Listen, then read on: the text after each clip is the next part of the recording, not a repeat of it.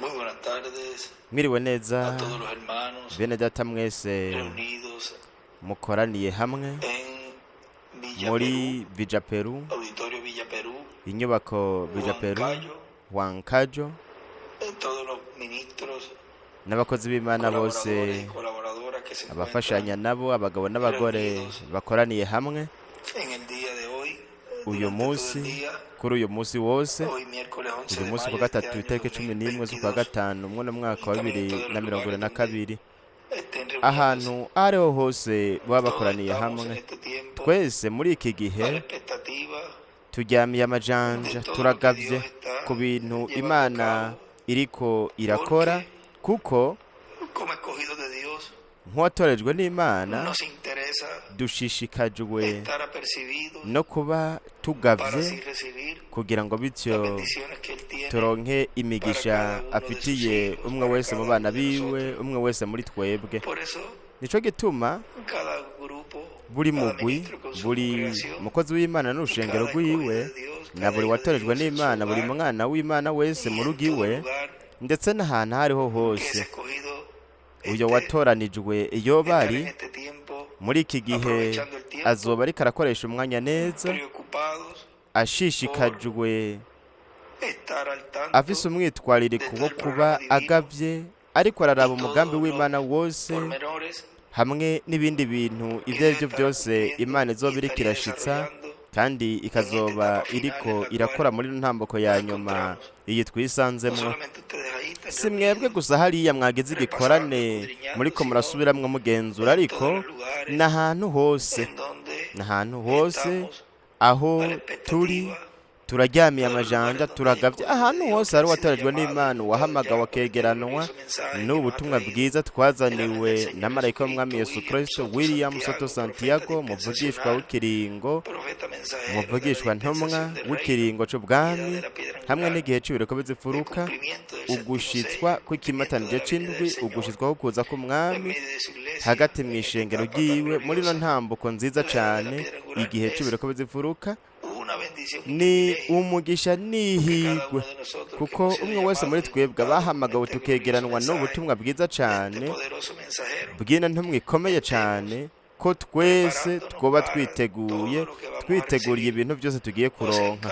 Ni ukuvuga muri buri kibanza cose ahahamagariwe uwatoranijwe biciye mu butumwa mw'ijambo, muri iki gihe abafisa n'amatsiko, ni ukuvuga ngo abagavye akangutse yitwararitse ibintu Imana izoba iriko irashitsa canke iriko irashitsa, ivyo izoba iriko irashitsa ishikiriza hagati muri twebwe.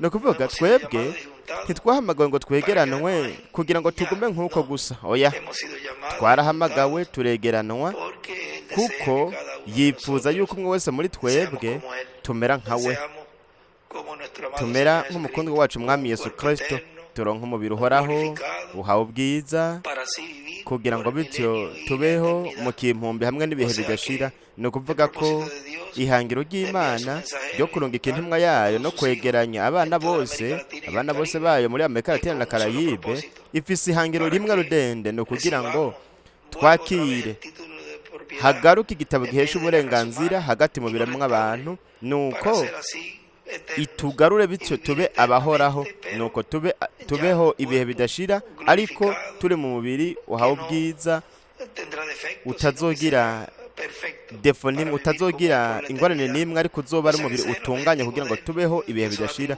Ni ukuvuga ngo niryo hangiro ryayo, yuko abo bana b'Imana, yuko abana b'Imana bongera bakagarurwa mu bintu bihoraho, mu byo Adamu na Eva batakaje, twebwe twongere tubigarurirwe muri kino gihe. Iryo niryo hangiro ry'Imana, kugira ngo bityo dushobore kubaho ibihe bidashira. Nico gituma turajwe ishinga umwe wese muri twebwe no gutunganya ibintu byose, tukaba twiteguye kugira ngo umwanya uwo ari wo wose hagati muri uku kwitegura kugeze mu gice cako ca nyuma, aho kwizera kuzoba ku rwego rwo hejuru cane, nuko tuzoshobore kubona, tuzoshobore kuba turi hariya mu kibanza muri kiriya kirere co mu buryo bw'impwemu, turi ku rwego rwo hejuru cyane kugira ngo teofaniya ishobore kuza muri twebwe natwe tuje muri teofaniya. hari ubutumwa ndizera yuko twaba twarabuvuze ko haraciye amezi menshi, kumbureho baciye nk'umwaka, aho Mudata William yatubwiye ivyo biri mu gitabo ca kabiri muri tome ya kabiri y'ihema, ni mirongo y'ihema rinini Karpa Cathedral, iyerekwa ry'ihema rinini Karpa Cathedral, volume ya kabiri, mu butumwa bwitwa ngo igihe c'amaganya, bwavuze tariki 6 z'ukwicenda muri 2011 muri Villahermosa, Mexique. Yaravuze ngo rero umwitwarariko wa buri mwizera Kristo ni vyiza. Ati mbega ni ryari nzobona uwa mbere? No kuvuga ngo umwe mu bazozuka, ni ryari nzobona uwa mbere ntashobora kumubona kugira ngo nanje mpindurwe? Utegerezwa kuba witeguye mu buryo bw'impwemu, kandi mu yandi majambo ivyo bitwereka yuko hazobaho igihe co kwitegura, hazoba igihe tuzohabwa ukwizera guhesha guhindurwa no kuzamurwa, kandi ivyo bizoza mu nyigisho, mu kuvugwa kw'ijambo, ubutumwa bwiza bwa Kristo. Kandi ivyo vyerekanywe ko azoba ari ugukwira kwa gatatu, kandi vyerekanywe na Kristo biciye mw'iyerekwa ryahawe Revera William Branham ko ugwego kwa gatatu kuzogaragarira mw'ihema rinini Karpa Cathedral. Ico gituma mu gihe ca nyuma umugeni w'umwami Yesu Kristo azogira ihema rinini Karpa Cathedral, kandi ngaho aho Imana izoba iriko iraduhezagira twese abizera Kristo mu mashengero yose mu bihugu bitandukanye, kuko hazoba itumatumana rya telefone, itumatumana ryo kumbanisha kure, itumatumana ryo kuri satelite. Ivyo bintu vyose kugira ngo aho uzobora hariho hose uzomere nk'uko umenga uzoba uhibereye. Hazoba imigisha ikomeye cyane mu gushitswa kw'iryo yerekwa ry'ihema, taco bitwaye nubwo woba ari muto canke umugwi munini uzoba ukoraniye ngaho. Ni kuvuga ngo taco bitwaye nubwo umugwi woba ukoraniye ngaho woba ari muto. Yaravuze ngo ariko ku rwego rw'isi yose hazoba hari ibihumbi canke amamiliyoni bazoba ariko barakira ijambo rizoba ariko rivugurwa ngaho. Kubw'ivyo rero ni ingirakamaro cyane mu mugambi w'Imana, projet, umugambi w'ihema rinini Karpa Cathedral. Marayika yerekeje Mudata William Branham azoba ari ngaho, inkingi y'umuriro imwe yarokora ubwoko bw'Eheburayo igaherekeza Mudata William Branham izoba iri ngaho, ndetse na Revera William Branham nawe nyene azoba ari ngaho. Azoba ari ngaho ahibereye, ariko ari mu mubiri uhoraho.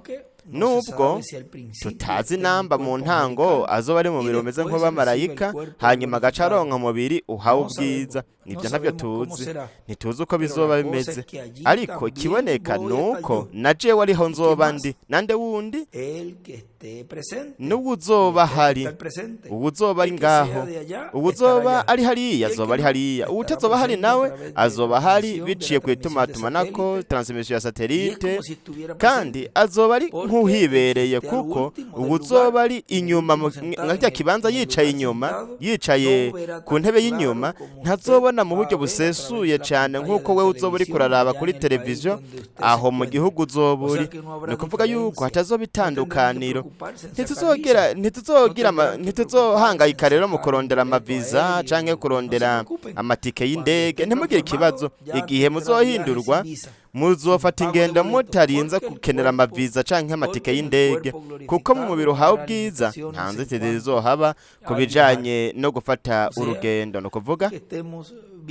ukuvuga yuko twoba dukangutse tugavye muri no ntambuko yose Imana yadusigiye, tukaba twarayinjiye mu buryo buciye bugufi, aho Imana izoba iriko irashitsa ibintu byose vyeretswe Revera William Branham, aho ububasha bw'Imana buzogaragara. Ariko turazi yuko hazobanza kuba ijambo. Bwa mbere izoba ari ijambo ririko riravugwa, kugira ngo iryo jambo rizane ivyo Imana yarirungitse gukora. No kuvuga yuko rizozana ukwizera, kwizamurwa, ukwizera ko guhindurwa. Hanyuma imbere gato ibyo tuzobitahura igihe tuzoba turi mu mubiri musha, kuko iki ni ikintu kizoba kiriko kirazana kuno kwizera, no kuvuga mu kuba turiko turumviriza twakira ibintu byose nk'uko twabwiwe hariya n'intumwa, ibintu byose bizovugirwa hariya, ibyo nivyo bizozana ukwizera ko guhindurwa no kuzamurwa. Ubutumwa nibwo buzana uko kwizera ko kunyakugwa, kwizera ko guhindurwa. Cyo gituma amaso yacu mu buryo bw'impwemu twoyakanura neza, kuko kugira ngo ntituhavure tuyobegwa uburyo Imana iriko irashitsa muri kino gihe ibintu byose ishaka gushitsa, kuko ihangiro ryayo nuko umwe wese muri twebwe yohindurwa. Nuko rero vuba ino ntambuko y'ibitangaza biriko biragaragara, biriko biraboneka mu rwego mpuzamakungu, bizoboneka ibyo vuba bizoba. Ariko turazi yuko imbere hatoza kuba abantu kwanza biteguye kugira ngo bakire iyo ntambuki ico gihe ciza cane, aho muri iyo minsi hazoca haba umuzuko. No kuvuga yuko ubu dutegerezwa gukoresha kino gihe neza, uno mwanya neza, dutegura ubuzima bwacu, tukitunganya imbere y'umwami, tugategura ibintu byose, byaba igice gifadika, igice kiboneka mu byo twokora, ingene twovuga, ingene twokuyumvira, n'ingene twokwifata, ingene twokwitwara. Ibyo byose Imana izogendera bidufasha buke buke. Yoyo yamye twihanganira cyane, ni nyene imbabazi cyane rwose, ku buryo tuyishimira cyane kuba yaraduhaye kino gihe, kuko iyo itaza kuduha kino gihe, ijambo rya Mwendata William riba ryarabaye ikintu cyashikirijwe hagati muri twebwe muri iki gihe, kandi naryo kwari uko twese twaterezwa kuzoca mu kaboro gakomeye, ariko kubw'urukundo rw'izina ryiwe, kubw'urukundo rw'abatoranijwe, Imana yaratwongeye kino gihe c'imbabazi, kugira ngo umwe wese muri twebwe tube twiteguye kugira twitegurire ukugenderwa gukomeye cyane vuba tuzogira hagati muri twebwe. Ni ukuvuga ko turiko turagenda dufise ivyizigiro, kuko we yaraduciriye ino nzira, kandi uwuyica ni marayika w'isezerano, inkingi y'umuriro, ijambo, ubutumwa nibwo bwatwugururiye ino nzira ituganisha mu gihugu c'isezerano. Nuko rero tugenda neza, tumeze neza, durafise ishaka n'inguvu, kuko ku iherezo tuzoronka isezerano ryo guhindurwa. Nico gituma bibereye, ni ngombwa gutunganya, gukosora utuntu twose utwo gukosora, tugaca bugufi, ariko kandi tukaba abanyabwenge n'abahanga ndetse n'abantu batahura yuko Imana yadusigiye kino gihe. Ni gihe aho ukugaragara kw'Imana kuzoba kwiyongereye cyane muri iki gihe cacu, kandi tuzoshobora canke kwa gatanu canke ku Imana tuzobona ikintu yanditse ahantu runaka, aho ngaho tuzobona uwo turi kumwe uwo ari we muri kino gihe. Twari tumufise hagati muri twebwe mu mubiri w'inyama, muri Data mukundwa William Soto Santiago, muvugishwa w'ikiringo, ugushitswa kukuza kwiwe, kimatanije c'indwi by'amumarayika aratandukanye n'abandi. Twari tumufise ari hagati muri twebwe mu mubiri, ariko ubu womenga we nagihari, ukamengo turi twenyene.